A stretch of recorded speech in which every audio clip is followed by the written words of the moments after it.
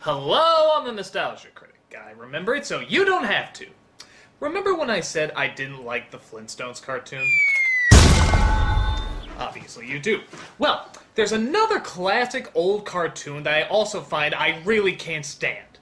Mr. Magoo. Obviously not as big a backlash.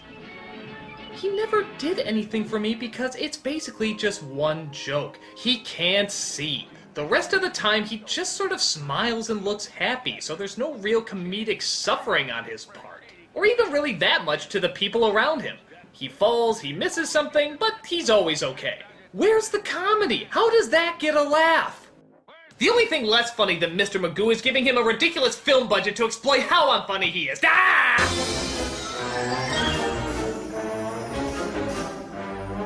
If you can't see what's wrong with this flick, then you're as nearsighted as this dumbass idea. You know the term, if it's not broken, don't fix it? Well, there was a term in the 90s that went, if it's broken, Disney's found a screenplay.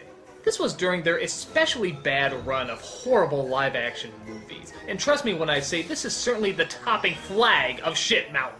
It was an age where ideas to make movies out of was at an all-time low.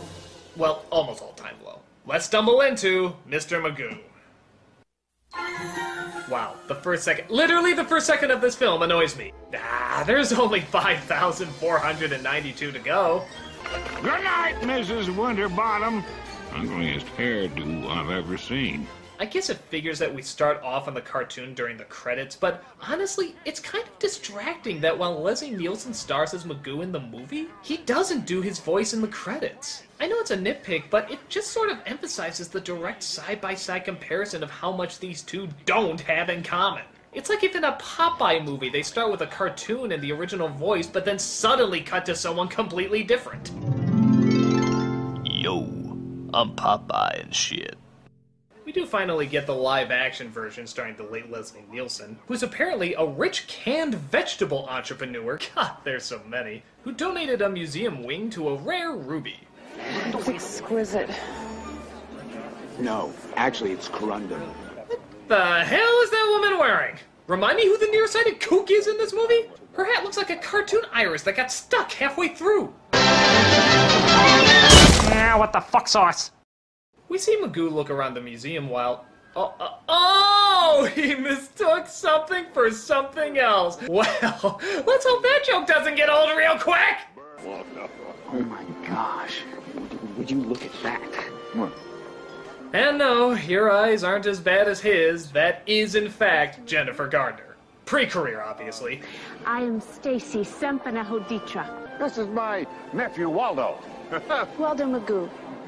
It is an honor. Oh god, what ethnicity do they have her mocking? With the vague accent, the weird hair, that Chinese Cracker Jack sailor suit. It's like the Kwisatz Haderach of stereotypes. It insults all races at once. May all of the exhibits in this hall shine with the light of human knowledge. He tries cutting the ribbon, but ends up cutting an electrical cord. And tell me if the scene looks more cutesy or horrifying.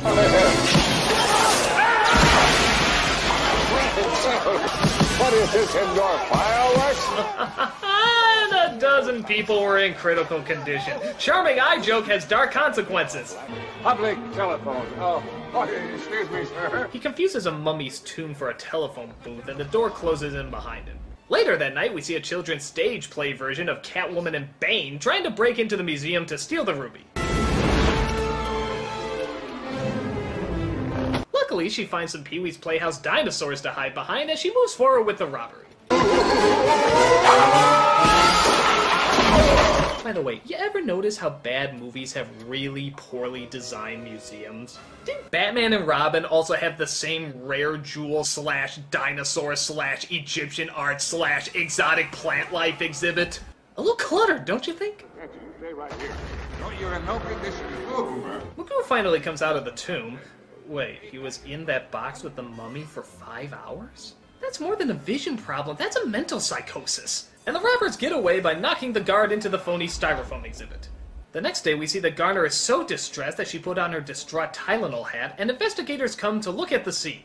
Chuck Stupak, FBI. Gustav Anders, CIA. Ernie, no. God damn it, I'm sick of you showing up in shit! You're a good actor. You have style and class. Please tell me you're doing stage work somewhere. I'll gladly see it just to apologize for the fact that you're in this dick demon. The CIA has no jurisdiction on American soil. This could very well become an international incident. Not if you don't get in my way, fancy pants. Oh, no. No. You did not just Ernie Hudson. Okay, you say that for a Chris Tucker, not an Ernie Hudson. Ernie, get him. Meanwhile, we see the two robbers talk about last night's heist. There's nothing in the papers. It's a trap. They're trying to lull us into a false sense of security and then bust us when we make a careless move. That's yesterday's paper.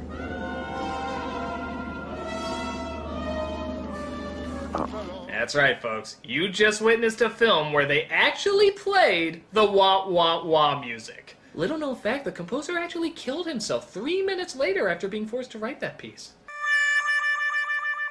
She gets him to hand over the giant ring pop and kicks him off the boat. But he tries to take her down with him, and the jewel falls into Magoo's boat, who just happened to be passing by. This guy is like an unfunny duo seeking missile.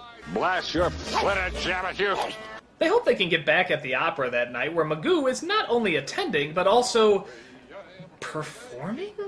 Yeah, a little confusing, seeing how we've never seen him sing, and it's never explained whether or not he can sing. In fact, according to this movie, Mr. Magoo is well-rounded enough to be put in any situation at any location, except what he actually does for a living. Yeah, his job allows him to do all this richy stuff, but we're never actually allowed to see what he does. He's said to be the canned vegetable king. Wouldn't it make sense to have him in a canned vegetable factory then? There's gotta be some comedic opportunities there. But no, fuck it, we got a castrated episode of I Spy to watch.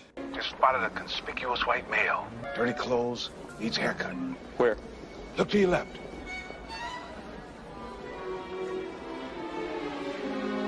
Oh snap! You just got HUD! The lady thief disguises herself and tries to get an interview with him, while the male thief is a little bit more direct. Just showing the audience what that does? Okay. But he can't get past his Loki horns, and, big shock, he gets knocked out! Which causes him to accidentally turn on a giant fan.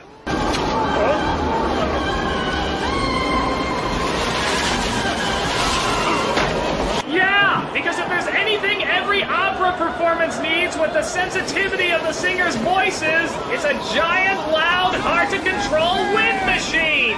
Why don't all opera houses have this? The next day, he meets up with the thief, still thinking she's a reporter, and she tries to put the moves on him. Trunella.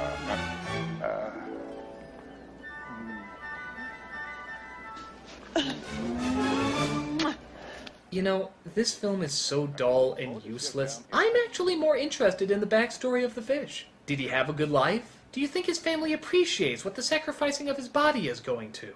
Well, did you see what they did with Howard's body?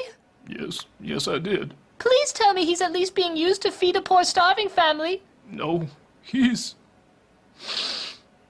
being used for a live-action version of Mr. Magoo.